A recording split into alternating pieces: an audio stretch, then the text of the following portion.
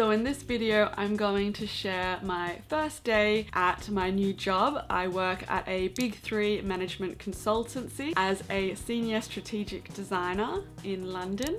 Very exciting, very big move, lots of change.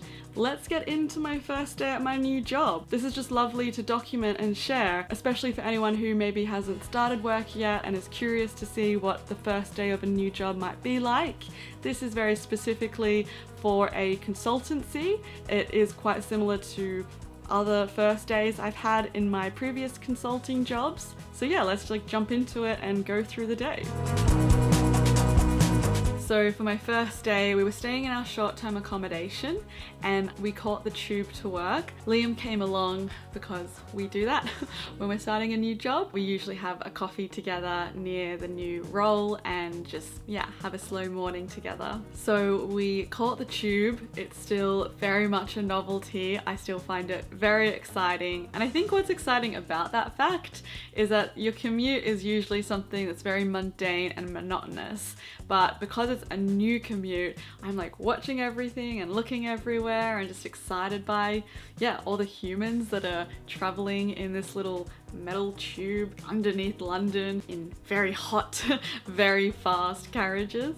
But I still pulled out my Kindle because I was reading a book I was really addicted to at the time. I think it was Verity by Colleen Hoover, and I just wanted to know who done it, what happened.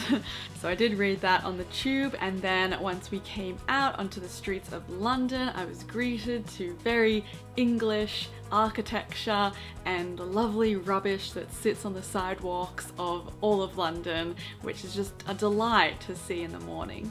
So as I mentioned, Liam joined me in the morning, so we walked and got a brew together before I was due at the office at 9 a.m.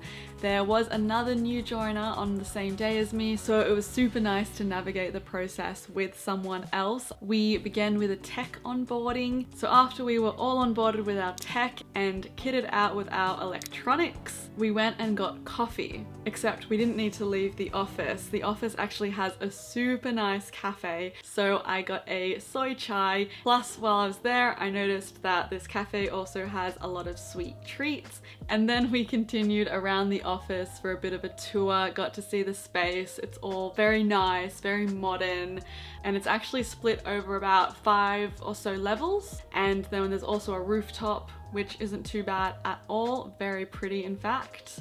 And yeah, overall it's just a really nice, modern, clean, spacious office. A really nice place to spend the day in. I then sat down to register and sort out some of the logistics that I had to deal with. Things like getting into Slack and opening Outlook and setting your preferences and adding your signature. Really boring things that we take for granted that are automated for us. So I had to go through all of that. And then it was lunchtime. The team actually took us out for a really nice onboarding lunch. I didn't get any footage of it though, so instead I'll show you what the cafeteria / canteen is like in the building. So that is where I would get like my regular lunch, and so they make really healthy salmon, chicken, veg dishes along with 5 salads to choose from. It definitely makes going into the office a lot easier knowing that lunch is all sorted for. So I definitely am grateful for that amazing cafeteria / canteen situation. After lunch, we had a tour of the end of trip facilities. So you have to go through that tour to be able to get access to that area. And what I mean by end of trip facilities is where you store your bikes and then shower and dress for the day. So they've got a massive storage area, all really secure and safe for our bikes, which is very important in London. Lots of bike stealing going on here. And then in addition to that, you've got your bathroom where you've got your showers with soap and towels and lockers, along with hair dryers and straighteners, so you can just get completely sorted for the day. And I think it's such a nice way to get to work. Not only does it save heaps of money, but sometimes it can be faster than the tube. For me, it is actually 10 minutes faster to cycle in. So once my bike arrives from Australia, I'll definitely be cycling in on the days I go into work. Coming into the afternoon, we sat down for a few more HR onboarding things, followed by an induction into our design tools and how we approach design as part of this company. So understanding that process and using the same language that the team uses is quite important.